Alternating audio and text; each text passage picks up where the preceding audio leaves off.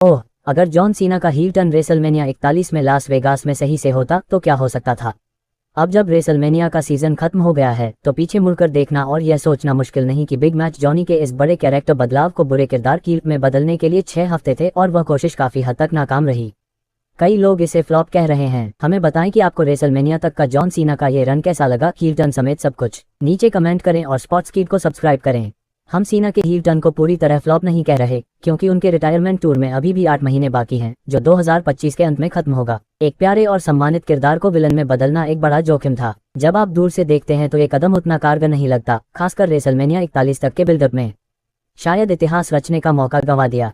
सब गलत कहाँ हुआ? जब हील टर्न एलिमिनेशन चेंबर 2025 में हुआ तो हर कोई हैरान रह गया, मैं भी वहां था। कुछ ऐसा किया जो दशकों से फैंस मांग रहे थे। जॉन सीना ने आखिरकार हील टर्न किया। ये ऐसा था जैसे सुपरमैन विलन बन गया हो।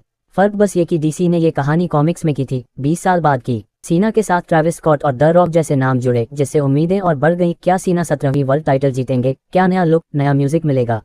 लेकिन रेसलमेनिया तक पहुंचते पहुंचते ये सब धुंधला हो गया।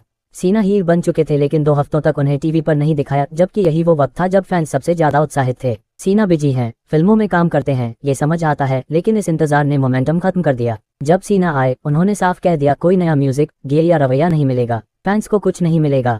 एक हील के नजरिए से ये सही था, क्योंकि हील का काम ही चिढ़ाना होता है, लेकिन फैंस को कहानी चाहिए थी, लॉजिक चाहिए था। क्या उन्होंने कोडी रोड्स से कुछ कहा? नहीं। क्या द रॉक के साथ अपने टर्न पर कुछ बात की? एक आध लाइन के अलावा कुछ नहीं।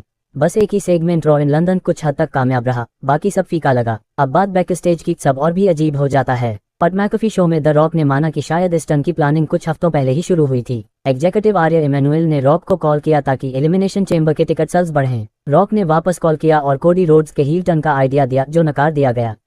इसके बाद जॉन सीना बैकअप ऑप्शन बने, यानी एक आइकॉनिक मोमेंट जिसकी महीनों पहले प्लानिंग होनी चाहिए थी, वो चंद हफ्तों में बनाया गया। सीना तो हमेशा प्रोफेशनल रहे हैं, जो स्क्रिप्ट दी जाती है वो निभाते हैं, लेकिन इस क्रिएटिव अफरा तफरी ने उनके मोमेंट को नुकसान पहुंचाया। ट्रिपल एच ने कहा उनका विजन था कि जॉन सीना को ऐसे दिखाया जाए जो अपने करियर के आखिरी दौर में कुछ भी कर गुजरने को तैयार है, ताकि 17वीं वर्ल्ड टाइटल जीत सकें। पर टीवी पर कहानी कुछ और ही बनी। मैं तुमसे नाराज हूँ टाइप बिना ठोस कारण के हील टर्न। फैंस को समझ नहीं आया कि आखिर क्यों। अब जॉन सीना का आखिरी रेसलमेनिया मैच इतिहास में यादगार नहीं रहेगा, वो क्लासिक मोमेंट नहीं बना। क्या बेहतर हो सकता था? शायद हील टर्न रेसलमेनिया में ही होना चाहिए था, एक शॉकिंग मोमेंट, जैसे रेसलमेनिया 17 में ऑस्टिन ने किया था। 60,000 फैंस की मौजूदगी में सीना की हील टर्न एक लो ब्लो, 1 2 3 और सब चौंक जाएं। कोई ट्रेविस स्कॉट या रॉक की जरूरत नहीं थी, सिर्फ एक सिंपल शॉकिंग मोमेंट। निष्कर्ष, कागज पर 17वीं वर्ल्ड टाइटल जीत का हील मोमेंट शानदार था, लेकिन क्रिएटिव और एक्सिक्यूशन फ्लॉप रहा। अब WWE के पास समय है इस कहानी को आगे बेहतर बनाने का। सबसे पहले रॉक को इससे बाहर करना बेहतर हो सकता है। सीना को अब एक सच्चा विलन बनकर फैंस से नफरत कमानी है, और शायद फिर रिटायरमेंट से पहले एक बार फिर हीरो बनना भी। क्या आप मानते हैं कि इसे बर्बाद कर दिया? हमें कमेंट्स में बताएं, क्या ये फ्लॉप रहा? हमसे जुड़े रहें स्पोर्ट्स कीड़ा रेसलिंग के साथ।